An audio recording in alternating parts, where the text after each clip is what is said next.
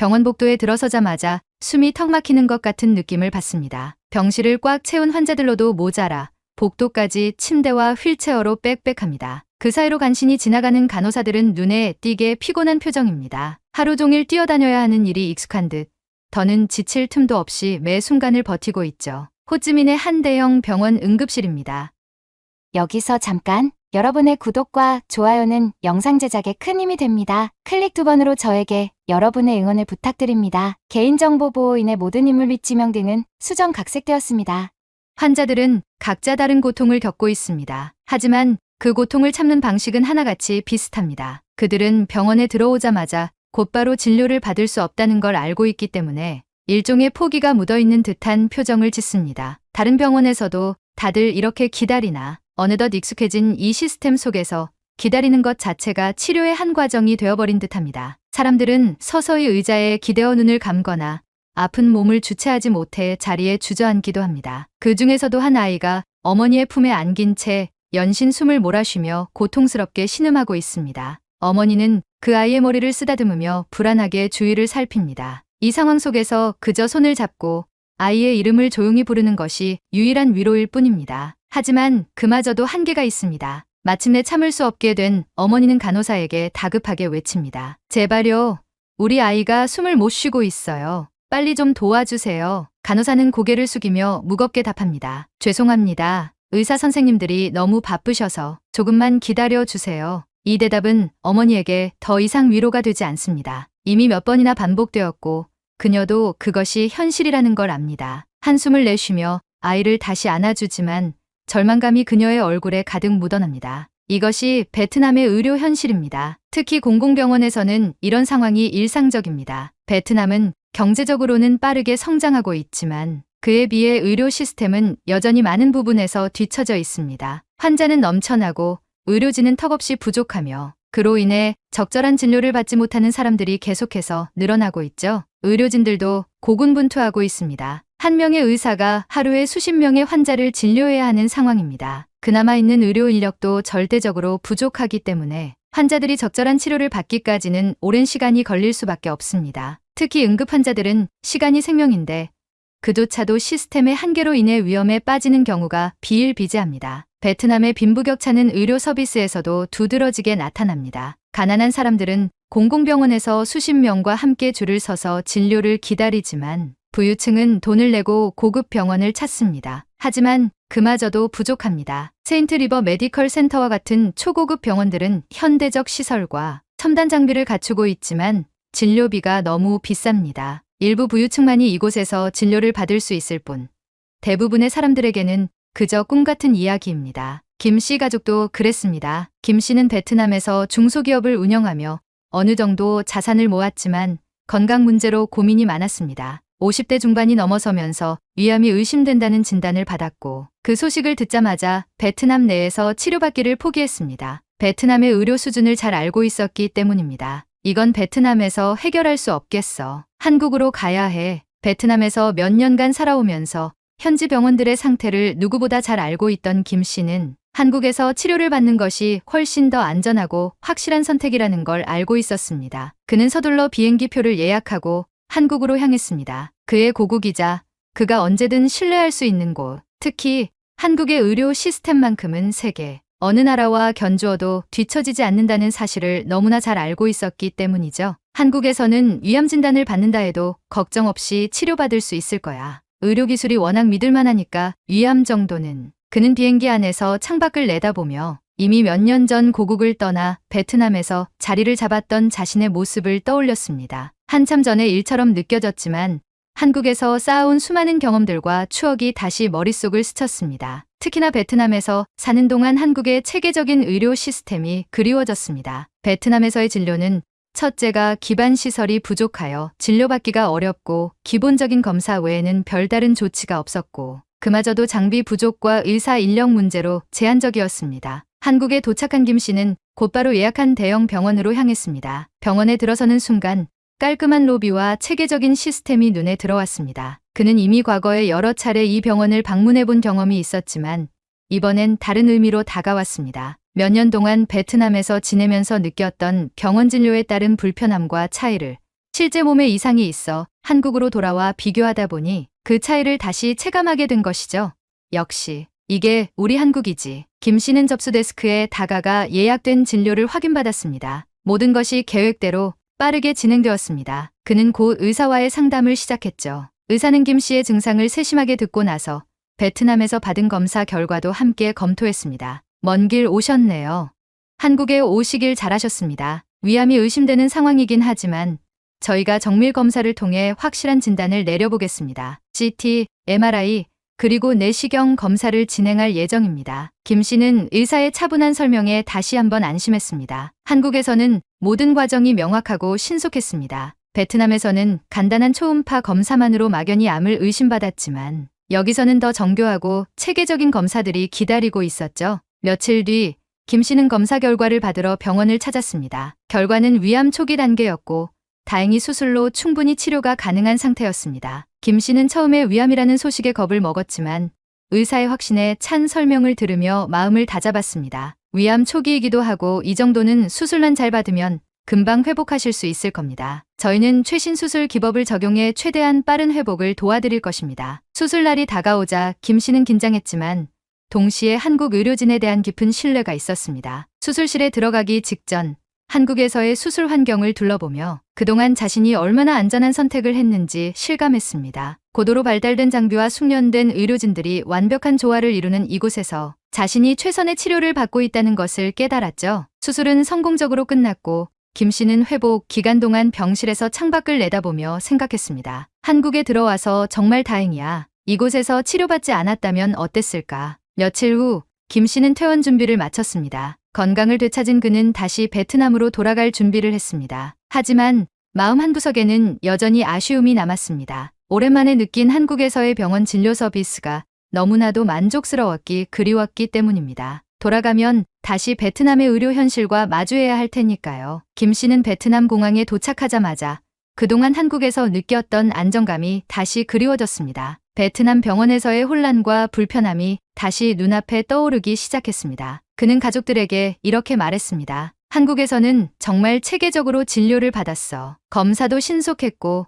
장비도 최고였지. 아직 베트남에서는 상상도 못할 서비스야. 정말 다행이야. 혹 다음에 누가 아프면 번거롭더라도 꼭 한국 들어가서 치료를 받도록 하자. 김 씨는 한국 의료진에게 받은 안전한 치료 덕분에 다시 삶을 되찾았지만 그 과정에서 베트남과 한국의 의료 시스템 차이를 뼈저리게 느꼈습니다. 그는 비록 베트남에서 오랫동안 생활하고 있지만 한국의 의료 기술이 얼마나 앞서 있는지 실감할 수밖에 없었습니다. 이처럼 베트남의 상류층이나 중산층 사람들은 자국에서 제대로 된 치료를 기대하지 않고 차라리 해외로 나가 더 나은 의료 서비스를 받으려 합니다. 특히 가까운 한국은 의료 기술과 성형수술로 유명해 베트남 사람들에게는 신뢰할 수 있는 의료 관광지로 여겨지고 있죠. 그러나 최근 베트남 정부는 이 같은 문제를 해결하기 위해 많은 노력을 기울이고 있습니다. 코로나 팬데믹이 터지기 전 베트남 정부는 의료 관련 협약을 통해 해외에서 우수한 의료진을 초빙하려 했습니다. 특히 한국과의 협력은 매우 중요하게 여겨졌습니다. 하지만 팬데믹으로 인해 이러한 움직임이 잠시 주춤했죠.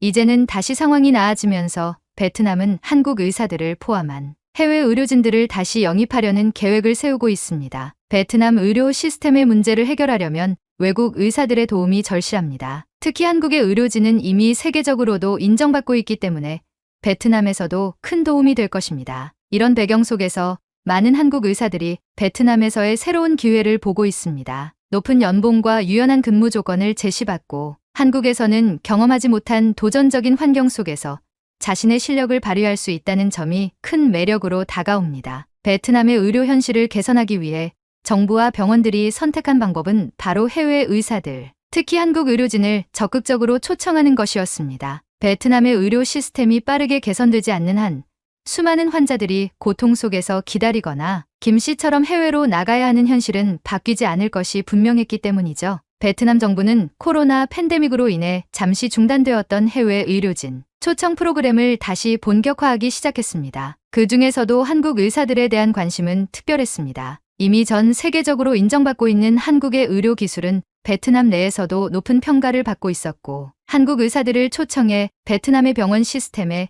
큰 변화를 가져오려는 움직임이 빠르게 확산되었죠. 특히 세인트 리버 메디컬 센터 같은 대형 고급 병원들은 한국 의사들을 영입하기 위해 매력적인 조건을 내세웠습니다. 세인트 리버 메디컬 센터는 베트남 내에서도 손꼽히는 초고급 병원으로 일반 서민들이 쉽게 접근할 수 있는 곳은 아니었습니다. 최첨단 의료 장비와 깨끗한 시설을 갖춘 병원이었지만 그만큼 진료비도 높아 부유층만이 주로 이용할 수 있었죠. 평소에는 진료 대기 시간도 짧고 비교적 한산한 편이었습니다. 하지만 한국 의사가 온다는 소식이 전해지자 상황이 달라지기 시작했습니다. 한국 의사들이 세인트 리버 메디컬 센터에 왔대.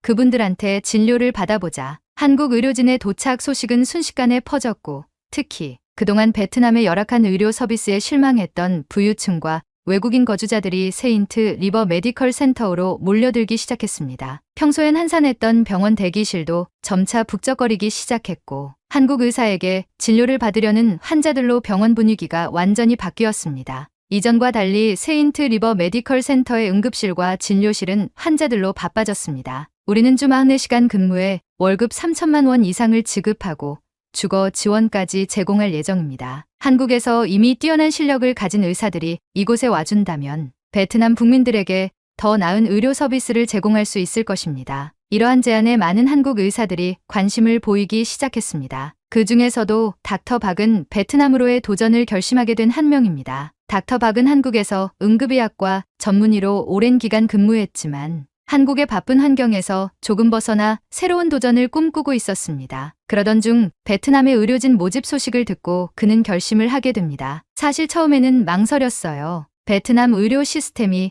아직은 한국만큼 발전하지 않았다고 들었거든요. 하지만 바로 그 점이 오히려 저를 끌어당겼죠. 베트남에서 제 기술로 환자들에게 도움을 줄 수 있다면 정말 의미 있는 일이 될 거라 생각했어요. 베트남에 도착한 닥터 박은 곧바로 호찌민의 세인트 리버 메디컬 센터에서 근무를 시작했습니다. 병원 시설은 깨끗하고 현대적이었지만 그가 도착한 후에는 확실히 병원의 분위기가 달라졌습니다. 한국에서 온 의료진이라는 소식에 환자들이 몰려들었고 특히 그동안 현지 의료 시스템에 불만을 가지고 있었던 부유층과 외국인들이 닥터 박의 진료를 받으려 대기실을 가득 채웠습니다. 응급실에는 환자들이 끊임없이 밀려들었어요. 하루에도 몇십 명씩 처리해야 했는데 한국에서의 경험이 없었다면 정말 힘들었을 겁니다. 그나마 한국에서 배운 대로 신속하고 정확한 진료를 하려 했죠. 닥터 박이 베트남에서 맡은 첫 번째 환자는 교통사고로 중상을 입은 환자였습니다. 그 환자는 심각한 외상을 입고 호찌민 시내의 다른 병원에서 긴급하게 이송된 상황이었죠. 하지만 세인트 리버 메디컬 센터 내에서도 즉각적인 수술이 필요한 상태였음에도 의료진이 부족해 어려움에 부딪히는 경우가 많았습니다. 닥터 박은 한국에서 배운 응급처치 기술을 활용해 빠르게 환자의 상태를 안정시켰습니다. 다른 베트남 의료진들과 함께 협력하여 수술을 진행했고 그 과정에서 그는 최신 의료 장비를 활용해 정밀하게 환자의 상태를 진단했습니다. 이 환자는 곧바로 회복되었고 가족들은 닥터 박에게 깊은 감사를 표했습니다. 정말 감사합니다, 선생님. 선생님 덕분에 우리 아버지가 다시 살게 되었어요. 닥터 박은 처음으로 베트남에서 생명의 경계를 넘나드는 환자를 구해냈습니다. 그 순간 그는 이곳에서의 도전이 헛되지 않았다는 것을 실감하게 되었죠. 그의 능력과 경험은 베트남에서도 충분히 큰 변화를 만들어내고 있었습니다. 이러한 닥터 박의 사례는 곧 병원 내 다른 의사들에게도 큰 자극이 되었습니다. 한국에서 온 의료진이 베트남 의료진과 협력하며 체계적인 의료 시스템을 구축하려는 시도가 점차 구체화되기 시작했습니다. 특히 한국에서 사용되는 최첨단 장비와 진단 기술은 베트남 내에서는 아직 생소한 부분이었지만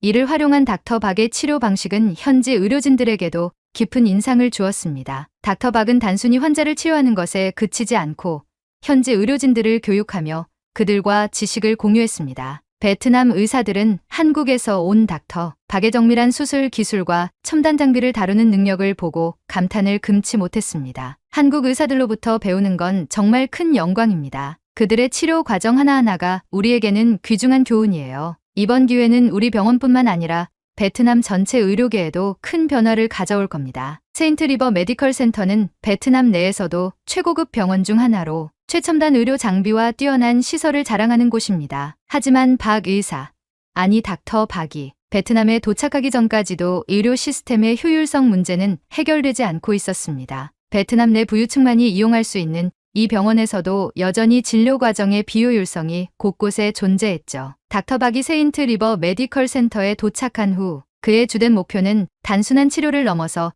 현지 의료진과의 협력을 통해 의료 시스템을 체계화하는 것이었습니다. 그리고 그는 천천히 그러나 확실하게 그 변화를 만들어가고 있었습니다. 베트남 동료 의사들은 처음에는 한국에서 온 의사들이 그저 뛰어난 기술을 보여주기만 할 것이라 생각했습니다. 하지만 닥터 박은 달랐습니다. 그는 환자를 진료할 때마다 의료진들과 적극적으로 소통하며 그들이 실질적으로 배울 수 있는 기회를 제공했습니다. 한 번은 닥터 박이 심장 수술을 집도할 때였습니다. 이 수술은 매우 복잡했고 현지 의료진들에게는 부담이 큰 수술이었죠. 응웬이라는 베트남 내과 전문의가 박 의사의 수술 과정을 옆에서 지켜보고 있었습니다. 닥터 박은 그에게 수술 중간마다 세심한 설명을 덧붙였습니다. 여기서 중요한 건 정밀한 절개와 혈류의 흐름을 제어하는 것입니다. 조금이라도 미세한 오류가 발생하면 수술 후 회복이 더뎌질 수 있습니다. 응웬 의사는 그의 말 하나하나에 집중하며 마치 자신이 직접 수술을 하는 것처럼 수술의 모든 과정을 기억하려 노력했습니다. 한국에서의 철저한 교육과 훈련을 받은 닥터 박의 수술 방식은 그들에게 큰 충격이었습니다. 수술이 끝난 후 응웬은 닥터 박에게 다가가 조심스레 물었습니다. 닥터 박, 이런 수술 기술은 정말 놀랍습니다. 한국에서는 의사들이 이렇게까지 정밀한 기술을 배울 수 있는 기회가 많나요? 닥터 박은 미소를 지으며 대답했습니다. 한국에선 계속해서 최신 의료 기술을 습득하고 이를 실전에 적용할 기회가 많죠. 하지만 중요한 건 기술만이 아닙니다. 협력과 신속한 판단, 그리고 환자에 대한 철저한 책임감이 무엇보다 중요합니다. 응웬은 그 말을 듣고 나서 자신이 그동안 단순히 기술적인 부분에만 집중해왔던 것을 깨닫게 되었습니다. 박 의사의 환자를 대하는 태도와 의료진들과의 협력에서 느껴지는 책임감은 그가 단순히 뛰어난 기술을 가진 의사가 아니라 진정한 리더라는 사실을 실감하게 했습니다. 며칠 후 응웬은 동료 의사들과 함께 닥터 박의 진단회의에 참석했습니다. 박 의사는 단순히 지시만 하는 것이 아니라 모든 동료 의료진에게 적극적으로 의견을 묻고 토론을 통해 진단 과정을 이끌어갔습니다. 특히 한국에서 사용하는 3D 스캔과 CT 결과 분석을 현지 의사들에게도 쉽게 이해할 수 있도록 설명하며 그들에게 기술을 전수했습니다. 회의가 끝난 후 응웬은 다시 한번 박 의사에게 다가갔습니다. 닥터 박, 제가 그동안 배워왔던 것과는 많이 다르군요. 한국에서처럼 의료진 간의 협력과 토론이 이렇게 중요한지 몰랐습니다. 전 항상 의사 혼자서 결정해야 한다고 생각했는데 팀으로 일하는 게 이렇게 효과적일 줄은 몰랐습니다. 닥터 박은 응웬의 말을 듣고 고개를 끄덕였습니다. 의료는 혼자서 할 수 있는 일이 아닙니다. 팀이 중요합니다. 우리가 서로의 의견을 듣고 각자의 전문성을 최대한 발휘할 때 비로소 최고의 결과를 낼 수 있죠. 나도 한국에서 동료 의사들에게 많은 것을 배우며 성장했습니다. 이 대화는 응웬의 마음에 큰 울림을 주었습니다. 그는 박 의사에게서 단순히 기술을 넘어서 리더십과 책임감, 그리고 협력의 중요성을 배우기 시작했습니다. 그리고 그는 점차 닥터 박을 우러러보기 시작했습니다. 응웬은 수술 후 동료 의사들과의 대화에서 이렇게 말했습니다. 닥터 박은 단순한 의사가 아닙니다. 그는 우리가 따라가야 할 본보기입니다. 우리는 그에게서 단순한 기술뿐 아니라 환자를 대하는 태도와 동료들과의 협력을 배워야 합니다. 그가 우리와 함께하는 시간 동안 우리는 더 많이 배우고 성장해야 합니다. 시간이 흐르며 닥터 박과 한국에서 온 의사들은 점차 베트남 내에서 의료 시스템의 발전을 이끌어가는 중요한 존재로 자리 잡았습니다. 특히 세인트 리버 메디컬 센터에서는 박 의사와 한국 의사들의 가르침 덕분에 현지 의료진의 기술이 눈에 띄게 향상되었습니다. 이제 응웬을 비롯한 베트남 의료진들은 자신이 맡은 수술이나 진료에 더 자신감을 가지고 임하게 되었고 그들의 기술적, 정신적 성장에는 닥터 박의 영향력이 분명히 존재했습니다. 세인트 리버 메디컬 센터의 변화는 단지 한국 의사들이 베트남에 와서 수술을 몇 번 성공적으로 마친 것에서 그치지 않았습니다. 그들은 베트남 의사들의 마음과 생각을 바꿨고 의료 시스템을 보다 체계적으로 바꾸는 데 기여했습니다. 응은과 같은 현지 의료진들이 닥터 박에게서 배운 것은 단순한 수술 기술이 아닌 팀워크, 책임감, 그리고 환자에 대한 헌신이었습니다. 박 의사는 베트남 의료진들과의 협력을 통해 베트남에서의 시간이 끝날 때쯤 그들에게 진정한 리더십의 의미를 남겼습니다. 시간이 흘러 닥터 박과 한국 의료진이 세인트 리버 메디컬 센터에서 활동한 지 1년이 넘었습니다. 그동안 세인트 리버 메디컬 센터뿐만 아니라 베트남 의료계 전반에 걸쳐 작은 변화들이 점차 나타나기 시작했습니다. 가장 큰 변화는 베트남 의료진들의 태도와 의료 기술 수준이었습니다. 닥터박과 그의 동료 의사들이 보여준 철저한 협력 시스템과 책임감 있는 리더십은 베트남 의사들에게 깊은 인상을 남겼습니다. 그들은 이제 닥터박을 단순히 뛰어난 외국인 의사로 보는 것이 아니라 그들의 멘토로서 존경하고 있었습니다. 응웬을 비롯한 베트남 의사들은 박 의사가 전수한 기술을 바탕으로 이제 더 자신감 있는 의료진으로 성장해 있었습니다. 박 의사가 떠난 후에도 응웬은 자신이 맡은 진료나 수술에서 박 의사의 가르침을 잊지 않고 있었습니다. 어느 날 응웬은 환자 진료를 마친 후 동료들과 이야기하며 이렇게 말했습니다. 닥터 박이 우리에게 남긴 건 단순한 기술이 아니에요. 그분은 우리에게 환자를 대하는 자세와 의료진으로서의 책임감을 가르쳐 주셨습니다. 저는 그분의 가르침 덕분에 매 순간 진료에 임할 때마다 한 번 더 생각하고 동료들과 협력하는 법을 배웠습니다. 다른 동료 의사들도 응웬의 말에 고개를 끄덕였습니다. 세인트 리버 메디컬 센터 내에서 한국 의사들이 남긴 교육 프로그램과 의료 시스템 개선은 지속적으로 이어졌고 이제 베트남 의료진들 스스로도 그 변화를 이끌어가고 있었습니다. 베트남 정부와 세인트 리버 메디컬 센터는 한국 의료진이 만들어낸 변화를 지켜보며 점차 한국과의 의료 협력을 더욱 강화하기 시작했습니다. 한국의 최신 의료 기술을 도입하고 더 많은 베트남 의사들이 한국에서 교육과 연수를 받을 수 있도록 지원하는 정책들이 이어졌습니다. 한국과 베트남은 그 어느 때보다도 의료 협력을 강화하며 서로의 경험과 기술을 공유하는 동반자로서의 관계를 구축해 나가고 있었습니다. 박 의사 역시 베트남에서의 시간이 끝나갈 무렵 자신의 역할이 끝난 것이 아니라 이제 베트남 의료진들이 스스로 성장할 수 있는 기반을 마련해 주었다는 점에서 큰 보람을 느끼고 있었습니다. 그는 세인트 리버 메디컬 센터를 떠나기 전 응웬과 마지막으로 인사를 나누며 말했습니다. 응웬, 나는 이제 떠나지만 너희는 앞으로도 계속 성장할 수 있을 거라고 믿어. 내가 가르친 것은 단순한 기술이 아니라 의사로서의 책임감과 협력의 정신이었어. 그것을 잊지 말고 너희 스스로도 베트남 의료계를 더 나은 방향으로 이끌어가길 바란다. 응웬은 고개를 숙이며 박 의사에게 깊은 존경의 마음을 표했습니다. 닥터 박, 저희에게 남겨주신 모든 것을 잊지 않겠습니다. 저희가 배운 것들을 가지고 베트남 의료계를 더욱 발전시켜 나가겠습니다. 정말 감사합니다. 박 의사는 미소를 지으며 그의 어깨를 가볍게 두드렸습니다. 그에게 있어 이곳에서의 시간은 단순히 외국에서의 근무 경험이 아니었습니다. 의료인으로서의 사명감을 다시 한번 되새기게 한 의미 있는 시간이었고 베트남에서 남긴 이 작은 변화가 앞으로 더 큰 변화로 이어질 것이라는 확신을 가지고 있었습니다. 박 의사가 베트남을 떠난 이후에도 세인트 리버 메디컬 센터와 베트남 의료진은 계속해서 한국 의료진과의 협력을 이어가며 베트남 의료 시스템을 더 발전시키기 위한 노력을 아끼지 않았습니다. 한국 의사들의 실력과 노하우가 세인트 리버 메디컬 센터뿐만 아니라 베트남 전체 의료계에 점차적으로 스며들고 있었고 이는 베트남 국민들에게도 더 나은 의료 서비스를 제공하는 계기가 되었습니다. 베트남 국민들 역시 이러한 변화를 체감하기 시작했습니다. 베트남의 의료 시스템이 점차 발전함에 따라 그동안 부유층만이 누렸던 고급 의료 서비스가 점차 일반 대중에게도 접근 가능해졌습니다. 그동안 해외로 원정 치료를 떠나야 했던 많은 환자들이 이제는 자국 내 병원에서 믿을 수 있는 치료를 받을 수 있게 된 것이죠. 세인트 리버 메디컬 센터는